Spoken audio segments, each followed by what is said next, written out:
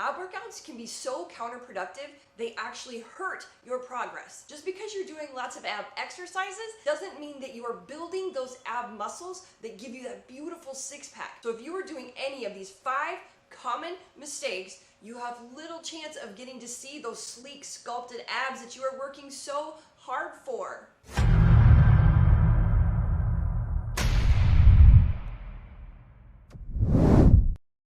My name is Terrell, and I'm one of the coaches here at Beyond 40. And for the past nearly 20 years, I have helped hundreds of people lose thousands of pounds, get healthy, and transform their lives. And so today, we're going to talk about something that I see all the time in the gym, and I hear about it all the time in my weekly coaching calls, and that is people doing crazy amount of ab workouts and getting absolutely nowhere. Totally possible for you to get that six-pack you're working so hard for by working your abs every single day, or adding like 300 crunches or 300 leg lifts to the end of all of your other workouts, but it is not likely. Possible, but not likely. And for sure, it is definitely the slow road. So today, we're gonna cover the 5 most common mistakes and how to fix them so that you can make the most out of every ab workout and finally get to see those abs you are working so hard for. I'm also gonna link our over 40 hormone reset diet into the description below, because sometimes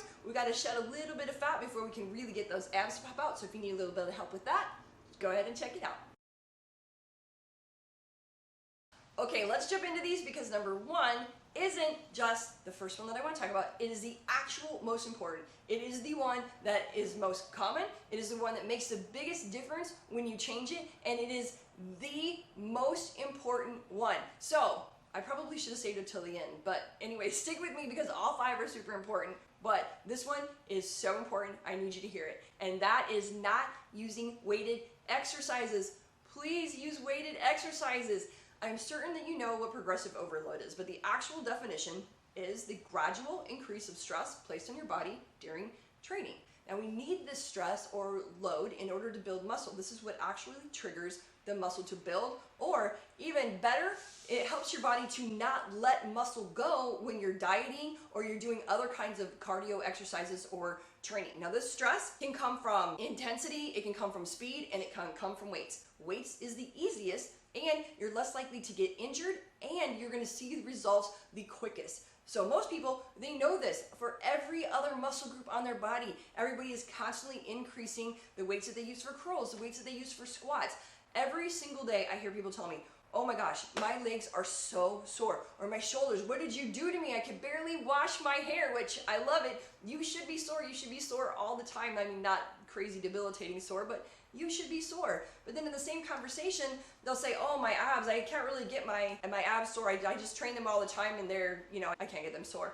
That is not true. Your abs are no different than any other muscle. And when the proper load or stress is placed on them, they're going to get sore. You're just currently not doing it the way that you should be doing it. Now, I would love you to do this. Add weights to your crunches, add weights to your planks, add weights to your leg raises. I need you to make sure that you have perfect form first, because if you do not have perfect form, this is where the injury can come from. So check your form first and then gradually add the weights. Just gradually add them until you can only do 10 or 15 with those weights on there. You are not going to believe the difference that this makes. Seriously, it is honestly the most important. Did I mention how important this was? Because people will say abs are made in the kitchen. No, abs are not made in the kitchen. Abs are made in the gym. Fat loss is made in the kitchen. Okay, so this brings us to number 2, because that is form, and we talked a lot about form with number 1, because I don't want you adding those weights until your form is absolutely perfect. And form is an easy trap to fall into when it's your core, because it's made up of so many muscles that if you are not properly isolating, you'll incorporate a lot of those supporting muscles and you will lose the effectiveness of the exercise. So try focusing more on like trunk flexion. We tend to focus more on the movement, like am I doing a sit-up, am I doing leg raises, like what's the movement I'm supposed to be doing, and I want you to focus right here on your middle, on your belly. Anything that is like a crunch, I want you to lift from the shoulders, okay? Make sure you're lifting from the shoulders, not your head, not anything else. So lift up from your shoulders. Anything that has you like lying down and lifting from your legs, so it would be more of a hip movement, I want you to think about squeezing at that belly button. And another super common form mistake is that arch in the back, especially if we're laying down on the floor or if we're in a plank position. Again, if you're not feeling the exercise in the certain part of your abs that you're working, like your low, your middle, or your upper abs, check your form because you're not doing it exactly right, and possibly you're wasting a little bit of your time and energy for absolutely no reason. And the last little form tip I would like to remind you, and this goes for every single muscle group, is that I want you to exhale when you contract, and I want you to inhale when you release. Holding your breath, sometimes it just happens automatically, but it is one of the biggest mistakes that people make, and your muscles need that oxygen to work properly. All right, so number 3, it kind of goes along with number 2, and that is too short of a range of motion. So see, technically it is a form issue, but it's for a very different reason, and I want you to focus on it during each exercise. When we shorten that range of motion, we actually take out the biggest opportunity for muscle growth, and that is the negative stretch.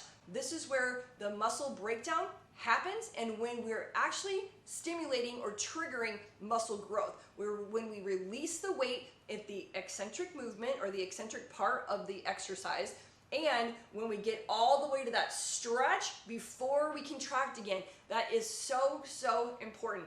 And as we're releasing the movement, if we have a slower count on the way down, then with the contraction, a nice slow release of that muscle, you are really just getting all that muscle stimulation, and then you get to the stretch, you curl it back up, and this is the very best way to build that muscle, and the best way to do it with your abs, because this goes with every single muscle group.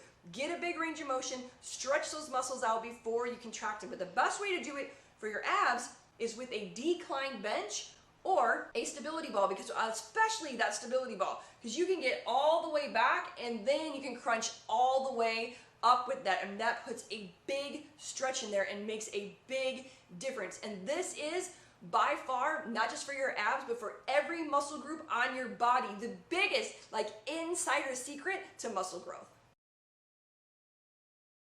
Okay, here we are with number 4, and this one is the easiest to slip into because we love to work our abs after every single workout that we do, because number 4 is doing the same workout over and over again, the same exercises for your abs. What we like to do is finish our workouts with an ab exercise or 2 ab exercises. So we finish our workout, whichever muscle groups we work for the day, we go over to where we can sit down, we do abs, and then we stretch. This is a pit to not fall into. We need to switch it up, just like you do all your other muscle groups. Pick a couple days of the week. These are ab days. Work your abs like you do every other muscle group. So I want you to remember that moving your head to your legs is easier, so you're going to need a little bit more resistance there. Moving your legs to your head is a little more difficult, so you may need less resistance there. But also try to add some stabilizing exercises in, like the plank, because that's a whole different way to work those ab muscles. And then don't forget that explosive stuff for the power, okay? And try, if you can, to avoid the ab exercise machines at the gym, because they do shorten your range of motion and they do tend to lead to a little bit of bad form, and we want to stick to things with free ranges of motion. All right, here we go. We've got 1 left. All right, here we are in the kitchen for the very last one, because that last one is eating inflammatory foods, or those foods that just, they bloat you. You know, after you eat them, you kind of can feel it in your fingers when you bend them, you can't get your rings off. And I'll tell you what, you are not ever going to be able to see those beautiful abs or any other muscles that you've worked so hard for if we live in kind of a constant state of inflammation, even a little bit. So please stay away from foods that are high in sodium, and that's an easy one. We all know that, but it is hidden in a lot of things. Even healthy foods, especially if they are packaged. Also, those sugary drinks, they will bloat you like crazy, even with artificial sweeteners. In fact, artificial sweeteners are a huge cause of bloating. And please, please, please stay away from that carb-fat combination. Hands down, will bloat you no matter what. And we have all experienced this, eating that meal, even if we didn't think it was that bad, and we just feel so bloated the next day. Even the scale may have gone up 2, 3, 4 pounds. you didn't gain fat. It is just inflammation, but it is hiding all that beautiful muscle. So I have more detailed information in this video right over here about what kind of foods and environmental things do bloat you and cause us to have that little bit of goo over us all the time, hiding our muscles. And if you do need to lose just a little bit more weight before you can see all those pretty muscles, don't forget, I put the Over 40 Hormone Reset Diet in the description. And please drink tons of water, because if you do have the inflammation, that water is going to get rid of it. So thank you so much for sticking around. I hope this helps. If you have any questions, drop them in the comments. We answer all of them. We'll see you next time. Bye.